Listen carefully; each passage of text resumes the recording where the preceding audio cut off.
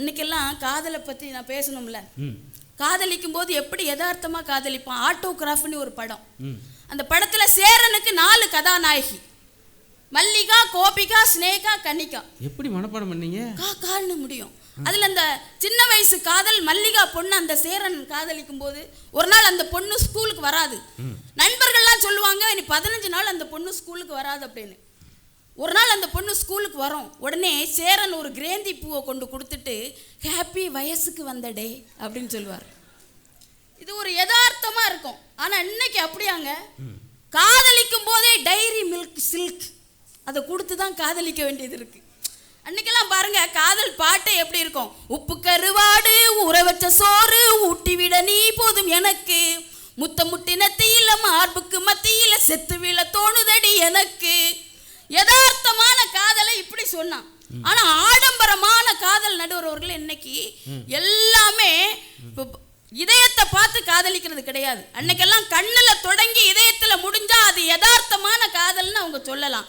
இன்றைக்கு வாட்ஸ்அப்ல தொடங்கி ஒயின் ஷாப்ல முடிகிற காதல் எப்படிங்க யதார்த்தமா இருக்க முடியும்?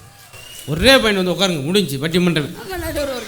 ஏன்னா சார் அம்பியாவதி அமராவதி பேசுறீங்களா?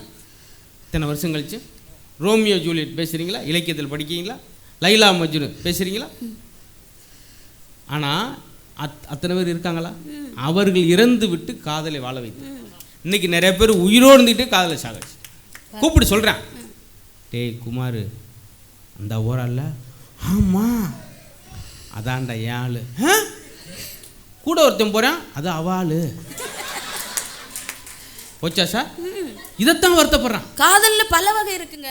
ஒருதலை காதல், இருதலை காதல், மறுதலை காதல், தருதலை காதல், தற்கொலை காதல், மூச்சு காதல், பீச்சு காதல், விளக்கண்ண காதல், வெங்காய காதல், பேசாமல் காதலித்தால் அது இதயம், சைக்கிள் செயினோடு காதலித்தால் அது உதயம், சின்னத்தம்பி காதலித்தால் சாது, சித்தப்பிரமை பிடித்தவன் காதலித்தால் சேது, அம்பியை காதலித்தால் அந்நியன், மாமியை காதலித்தால் சாமி, அப்பாவின் அனுமதியோடு காதலித்தால் காதலுக்கு மரியாதை, அப்பாவே காதலித்தால் முதல் மரியாதை.